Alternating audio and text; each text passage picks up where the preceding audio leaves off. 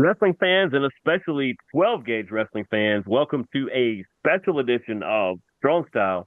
I'm your host, Jeremy the Impact York, and joining me at this time is somebody that a lot of people are talking about, especially at 12 gauge, and we will get more into why here soon. But he is the educated athlete, Troy Carter. How are you, Troy? Good evening. How's everybody doing? How you doing, Mr. Jeremy? I'm doing pretty good. For people who don't know, we both were just in the live show with Rocky there as he went through a lot of the card and things like that. So we follow this directly up, and I will get to all the fan questions a little bit later. But first, I always like to kind of start. What was kind of your origin into wrestling? Was it something you followed a lot as a kid? Did you kind of fall into an opportunity later on? Like, what was it when that wrestling bug just reached up and snatched you? So I would definitely say kind of 2014-ish, I kind of stopped watching wrestling. And I don't know what it was in 2018. And it's funny, I tell this story all the time with my friends. I think I saw it on Twitter. I can't call it X yet. I'm gonna have to keep calling it Twitter until I get used to it. But it was the Royal Rumble around and Shinsuke Nakamura. That was the year he won the Royal Rumble. And I was like, well, who is this guy? Because I mean, in high school, I'm not used to anything but WWE and TNA. So I was like, let me check it out. So that's when I kind of started getting into wrestling a little bit. And then, I was watching it, and this is when I'm in college. So, kind of just keeping up with it, watching it, trying to watch some of the pay-per-views or whatever. And then I think, 2019 is when I started really thinking like, okay, I kind of want to.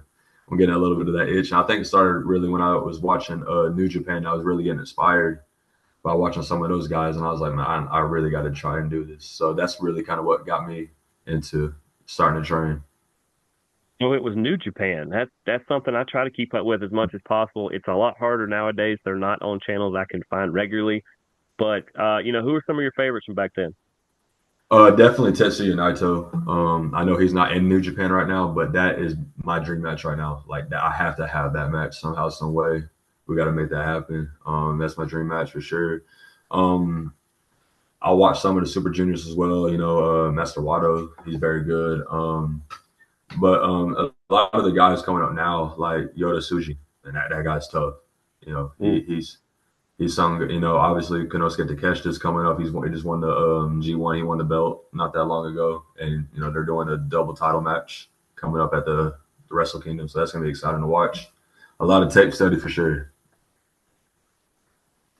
Yeah, we will always have that in common that big fan of Mr. Naito. I will watch any match he's a part of. I would probably watch him eat breakfast cereal or something, but just everything he does means something and he's so good. And it's crazy to me. He has never really ventured out on a permanent gig anywhere else like a lot of those New Japan people are. He has stayed right there outside of his training, which is where that whole thing come from. But yeah, he's by far one of the best wrestlers on the planet. And like I said, obviously he's not there anymore, but it'll be crazy to see if we can get him in America.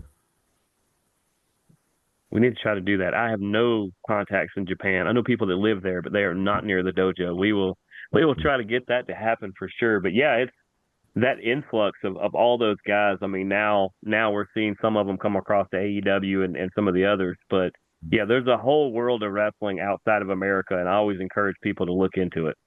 Mm, absolutely. Like I said, Rocky, if you're hearing this, Carter versus Naito, let's make it happen.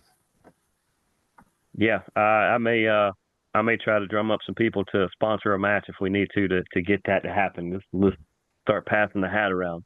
But you mentioned I know you played a lot of sports growing up. You were what, two, three sport athlete? Growing up, usually I was mainly focused in baseball. Played football as well a little bit, but wasn't always the best in football. It's kind of short. And playing in Georgia, you're always facing guys that are SEC, ACC. Um, guys that are. I know a couple friends that made it to the league. So when you're 5'9", 5'10", sometimes going at this, and you're going up against one of your friends that's 6'3", 6'4", and you're like, this is gonna be a fun practice. So, but it's exciting to see some of your friends kind of make it to, the Alabama, the Auburn, the Yeah. Georgias of the world, and some got the opportunity to play in the league. Um, so it's exciting to see. And then baseball, like I said, but growing up with baseball is definitely my love of definitely what I grew up doing. What position you play in baseball? I was utility, so I was basically left, right, first, second, third. The only positions I really never really played was shortstop and catcher, and I would come. I never really was a starting pitcher, but if you needed me out of nowhere, I can do my thing here and there. Well, what I'm hearing is always ready to do what needs to be done. Oh yes, sir, absolutely. And a lot of you got to be real cerebral to be able to unplug and go from one place to another. Because I'm sure there were many a games you started in left field and somebody gets hurt or they decide to do a switch and now you're at first base and then like you said also maybe at third base you might finish in the outfield again. Oh, of course, I think it started really growing up as like in elementary school playing rec league ball. You're just kind of just doing anything and everything, and then you just kind of get used to it. So I think that's what really helped me a lot growing up. Of course, we're talking with Troy Carter, the educated athlete from 12 Gauge Professional Wrestling. Do have the show coming up this weekend, 12 Gauge up in Rome. Break the silence. We just went over the whole card on the live show, but um, you know, we won't talk about your match yet. I know you've seen the card a little bit. Is there either another wrestler, whether you've seen him before or not, or is there a match on this card other than yours that you're kind of looking forward to? There's a couple for sure. I think this card is very loaded itself, so you can't really go wrong with answer. But I will say another A4 talent that is on this card is Isabella Wilder, and she's facing Ida Monroe. So I know Rocky kind of hinted at it earlier tonight that she's only been training about 4 or 5 months, and you can see the talent level that this young lady has. She is very gifted, very talented, and I think Eden is going to have her work cut out for her. Yeah, Eden looking to rebound as she took the L in the last one. Then she's gonna give me fit for reminding everybody of that. But yeah, I said I'm gonna mention another person that this fits too. But Eden's another one that I kind of want to know what Eden did to make Rocky a little upset or something because the people that he's booked to face Eden Monroe have been kind of a murderer's row of people. Of course, I think Eden's a very talented athlete in her own right, of course, but I think it's like an SEC schedule that we were just talking Hmm. about with Murderers Row. Absolutely, absolutely. Uh, I definitely agree with that. I'm looking forward to that one. I'm hoping that one lives up to the billing that we think it is. But the other person that I also bring up many times to Rocky, for people who don't know, Rocky Shaw is the brains behind 12 Gauge Professional Wrestling. He does it all up there. I bring it up all the time that I wonder. He talked so long to Chris Kronk to bring him off his couch out of retirement, to bring him back. And out of the gate, Crunk gets Ryan Mark. He gets narcissism. He gets this murderous row of people, and then even gauging by your reaction, then once again, it doesn't get any easier. He gets you this weekend. So, kind of we'll talk about what led to this match in a minute, but what is facing Crunk kind of mean to you, and what is this match gonna mean for you moving forward? It basically means taking out somebody before they take you out. Um, I mean, there's no. I'm not going to argue here with you. It's fact that he is a talented individual, a talented wrestler. He's been doing this for a long time. But you know, it was either me or him, and I chose me. Yeah, exactly. And the moment that we are all talking about is um, after Crunk's match with Narcissism. Him and Roxy and you were all in the ring together.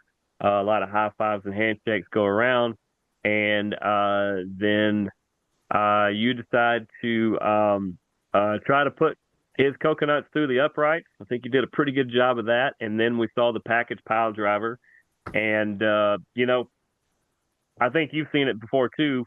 I've said it many times, including publicly, is that I may be the one person in the room outside of you who actually thinks this might be one of the best things you've done in your career. Was that, like you said, you realize this is one of the people that is in my way to my goals. I've got to take him out. The best way to do it is to get close and then get rid of it. So it's not something that just it was thought about previously. It just kind of happened in the moment. And like you said, I genuinely came out there to help Roxy out, just to make sure she was okay. Obviously, she was getting choked out. That's not something you really want to see. So I was making sure she was okay.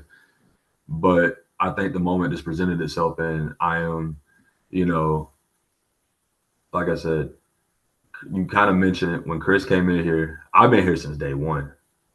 I have not lost. I have not been pinned. I have not been submitted by anybody here. And we can talk about anybody's schedule, but let's look at my schedule real quick. Let's see who I faced. With my first match here, triple threat. Second match here, gauntlet match against 10 other people. I faced rookies, and then I faced several people that have championships. And look at my last match, scheduled for a triple threat. Let's go ahead and add another one in there. Let's just make it harder on me. And I think that's, if you see me, I'm obviously won everything. So why does Chris Kronk get to come in here and get the main event? Just because he has experience, just because he's been doing this for a long time, but does he beat? You can't beat me. And I promise you, Saturday night, I'm a dog walking. I mean, okay, if you weren't already, then he's pretty much putting you on notice there. I do have to bring up too, because you brought her up. The lovely Roxy will more than likely be at ringside. Does that add anything, any kind of thing? Maybe you have to watch out for her, or is your feelings on Chris? Does that kind of include her as well? It doesn't. My main focus is obviously getting the job done. Like I said, if she gets in the way, I don't. We'll have to come across that bridge if it gets there. I don't think it's gonna happen.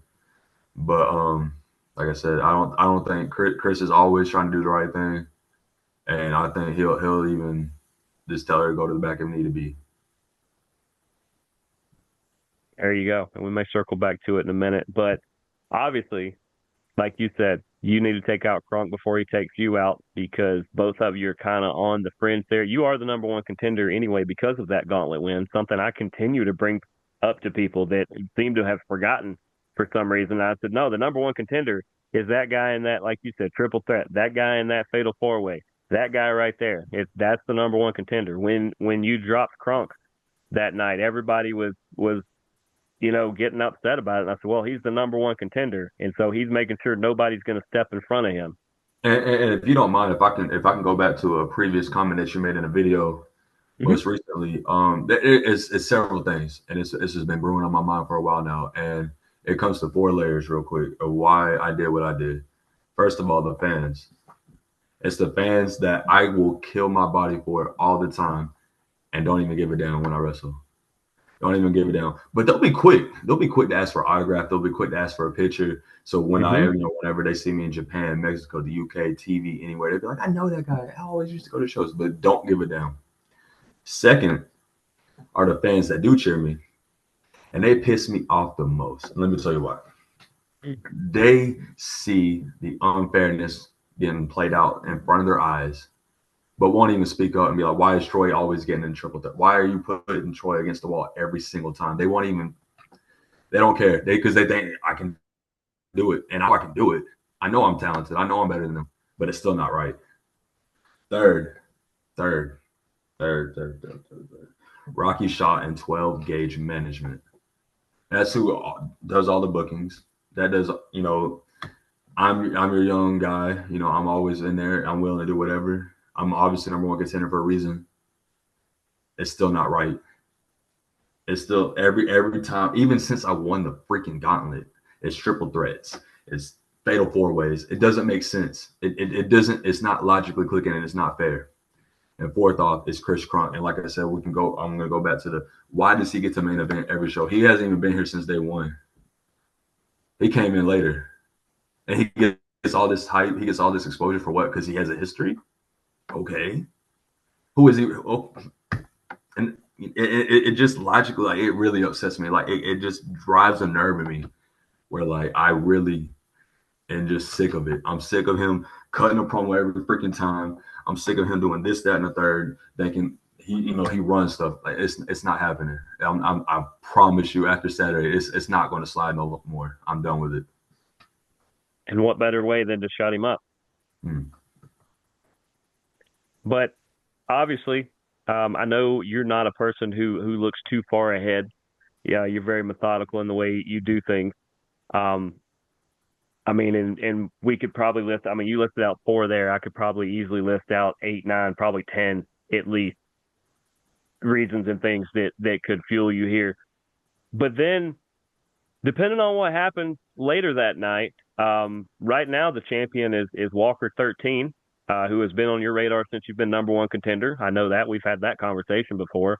But if he gets past John on Saturday, uh, what are you thinking about your matchup with Walker? Like I said, I do have that contract. That contract is for a year. So I'm just trying to be methodical. Like I'm not gonna sit here and say Walker is not a threat. Walker is a big man, powerful person, powerful individual. So you got to play your cards right. And I'm just doing what I can right now. I know I can beat Walker. I know I can. I will kick his teeth down his throat. He is beatable. People have beat him before just because he's been on a hot streak the last couple years. I can beat him. I will be the one to upset. I will be crowned 12 gauge champion very soon. But will I tell everybody when I'm going to cash in? No.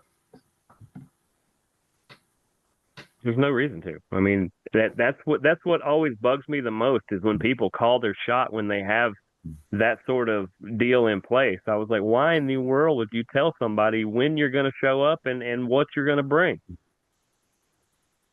And the fans don't deserve to hear that either. Why do they get it? No. I'm doing this for me. I'm doing this to make me more money, get me on TV. I will carry that 12 gauge championship all around the Southeast. So I'll carry it to Japan. I'll carry it to Mexico. It don't even matter at this point. Germany, Poland, I mean, anywhere that wants to have, the educated athlete on their card.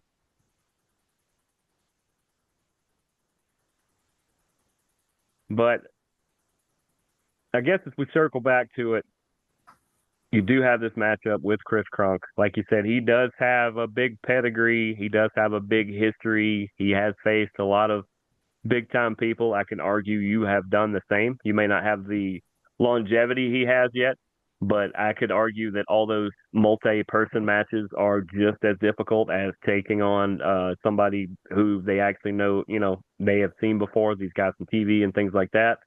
But, what is your message to, I mean, you obviously already talked to the fans, but we'll say that. What is your message to the fans on why they should show up Saturday night to watch the educated athlete Troy Carter defeat their fan favorite Chris Kronk? Well, this is a new era in 12 gauge. This is not the Chris Kronk show anymore. This is the Troy Carter show. The old timers are over with.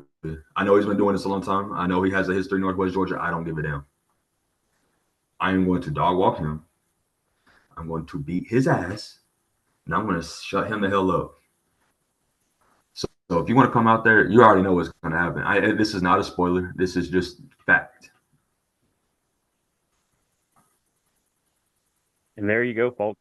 12 Gauge Professional Wrestling Break the Silence this Saturday at the Coosa Valley Fairgrounds up in Rome.